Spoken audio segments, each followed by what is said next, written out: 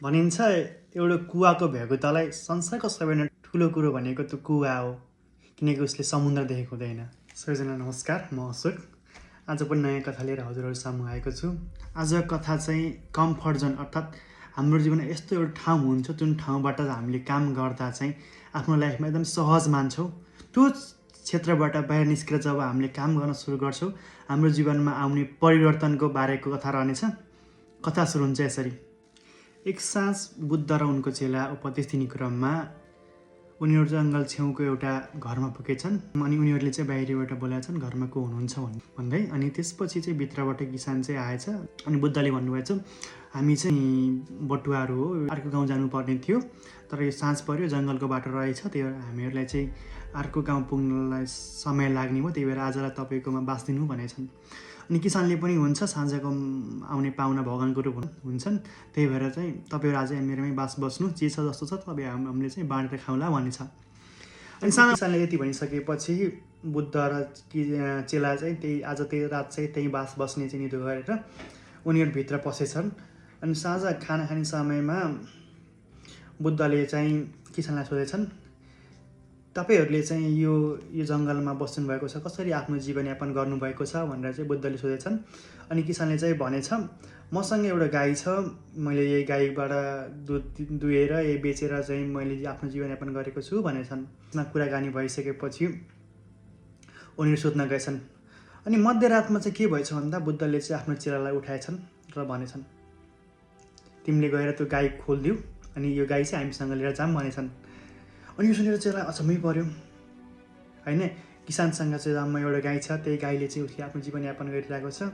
अब यो पनि गाई हामीले लिएर गयौँ भने चाहिँ किसानले कसरी बाँच्ला, अनि आफ्नो जीवन कसरी चलाउला, आफ्नो परिवार कसरी चलाउला भन्ने चाहिँ उसलाई लागेछ। त्यही अब गुरुले भनिसकेपछि चेलालाई चाहिँ अब त्यो नाइ भन्नु सकेन। उसले चाहिँ के गरेछ भन्दा चाहिँ त्यो गाई लिएर चाहिँ आफूसँग गएछ। समय बित्दै गएछ, तर चेलाको दिमागमा चाहिँ यही कुरा सधैँभरि बसिरहेको रहेछ। किन त्यो साँझ गुरुले मलाई चाहिँ त्यो गाई त्यहाँबाट फुकाएर आफूसँग ल्याउनु भन्नुभयो। अब हामीले त्यो गाई लिइसकेपछि त्यो किसानको परिवार चाहिँ भोकमरीमा मऱ्यो होला भनेर उसको दिमागमा सधैँभरि त्यो बसिरहेको रहेछ। अनि समय बित्दै गएछ, तर पनि त्यो उसको दिमागमा त्यो कुरा खलिरहेको रहेछ। ऊ एकदमै समय बित्दा पनि उसलाई त्यो कुरा चाहिँ दिमागबाट गर्नेछ। धेरै वर्षपछि चाहिँ ऊ फर्केर चाहिँ त्यो गाउँ पुगेछ। अनि गाउँमा जान्छ त उसले छक्क पर्छ। त्यो झुपडी थियो, त्यो झुपडी वरिपरि ठुलो महल बनेको रहेछ। वरिपरि पुरै फुलहरू, फलफुलहरू एकदमै रहेछन् वरिपरि, अनि गाडीहरू यिनी रहेछन्। अचम्म परेछ। एकछिनपछि चाहिँ त्यहाँ एउटा मान्छे आएछ, जसलाई चाहिँ उसले त्यो मान्छे किसानै रहेछ, तर उसले चिनेछ। धेरै घोरेपछि उसले चिनेछ बल्ल, तिमी त्यही किसान होइन भनेछ। अनि किसानले पनि उसलाई, त्यो चेलालाई चिनेर, ओहो तपाईँ त त्यही व्यक्ति हुनु न जुन साँझ चाहिँ हाम्रो घर बास बस्न आउनुभएको थियो भनेर भनेछ। चेलाले चाहिँ म त्यही मान्छे हो भनेछ। अनि एकछिनपछि साँझ ल हुन्छ तपाईँ आउनु नि त, आज पनि मेरैमै बास बस्नु भनेर चाहिँ त्यो किसानले चाहिँ चेलालाई भनेछन्। त्यो चेला छक्क परेको रहेछ कि, अनि कसरी यस्तो भयो भनेर। अनि साँझ चाहिँ खाना खाने क्रममा सोधेछ, तिमी त्यति गरिब थियो, तिमी कसरी यस्तो भयो भनेर चाहिँ किसानलाई चाहिँ त्यो चेलाले सोधेछ। अनि किसानले पनि मुसुक्क हाँस्दै भनेछ, कस्तो संयोग, त्यो साँझ चाहिँ तपाईँहरूमा मेरोमा बास बस्न आउनुभयो। अनि त्यही रात चाहिँ मेरो गोठबाट गाई हरायो। अनि एक दुई दिन त त्यो गाई हराइसकेपछि मलाई एकदमै के भयो भन्दा चाहिँ एकदमै गाह्रो भयो। अनि मेरो परिवार चलाउन एकदमै गाह्रो भयो, खाना पनि पुगेको रहेको थिएन। अनि मैले के गरेँ भन्दा मेरो छेउको जङ्गलमा गएँ, दाउरा चिर्दै दाउरा लगाएर बजारमा बेच्न थालेँ। अनि त्यो दाउरा बेचेपछि थोरै पैसा आउँथ्यो, त्यो पैसाले चाहिँ मैले आफ्नो जीवनयापन गरिरहेको थिएँ, परिवारको जीवनयापन गरिरहेको थिएँ। अन्त अलिकति पैसा आउनु थालेपछि अझै दाउरा काट्दै अझै बेच्दै गरेँ, मेरो परिवार पनि यसमा सामेल भयो। अनि मैले त्यो दाउराबाट आएको पैसा थोरै चाहिँ मेरो करेसाबारीहरू जोडेँ, करेसाबारीमा फलफुलहरू लगाएँ, तरकारीहरू लगाएँ, अनि फेरि त्यो बेच्न थालेँ। त्यसपछि फेरि मैले गाई किनेँ, अनि त्यो गाई थप्दै गएँ, दुधहरू बेच्दै गएँ, अलिकति हुँदै गयो। त्यसपछि मैले चाहिँ अझै धेरै बारी किनेँ, अझै मैले चाहिँ खेतीपाती गर्न थालेँ, र आज मेरो चाहिँ यो अवस्थामा आएको छु।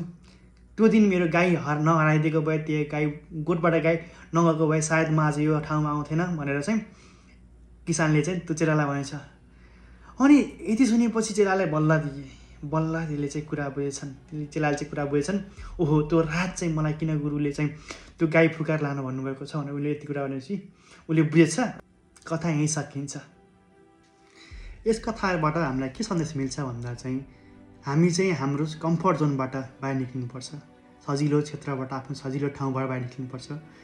के हुन्छ नि, हामी कम्फर्ट जोनमा सधैँ बस्यौँ भने चाहिँ हामीलाई आफ्नो क्षमताको पहिचान हुँदैन अनि हामीले सङ्घर्ष गर्न खोज्दैनौँ। जब हामी चाहिँ आफ्नो कम्फर्ट जोनबाट बाहिर निक्लिन्छौँ तब हामीलाई चाहिँ आफ्नो पहिचान हुन्छ, आफ्नो क्षमता थाहा हुन्छ।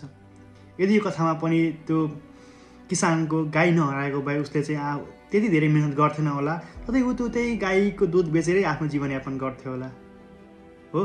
तर जब उसको गाई हरायो तब उसले चाहिँ सङ्घर्ष गर्न थाल्यो, आफूलाई चाहिँ अझै क्षमता चिन्यो अनि अझै मिहिनेत गर्नुपर्छ भन्ने उसलाई लाग्यो, मिहिनेत गर्यो। त्यसै गरी नै हामीहरू पनि आफ्नो क्षमता चिनेर आफ्नो त्यो कम्फर्ट जोनबाट बाहिर निक्लेर मिहिनेत गऱ्यौँ भने अहिले भएको भन्दा अझै राम्रो बेटर लाइफ जिउन सकिन्छ कि भन्ने चाहिँ यो कथाको सन्देश थियो। हस्त सुनेला सुनको माला, भन्नेलाई फुलको माला, यो कथा बैङ्कुण्ठमा जाला, भन्ने बेला टुप्लुक आइजला। नमस्कार।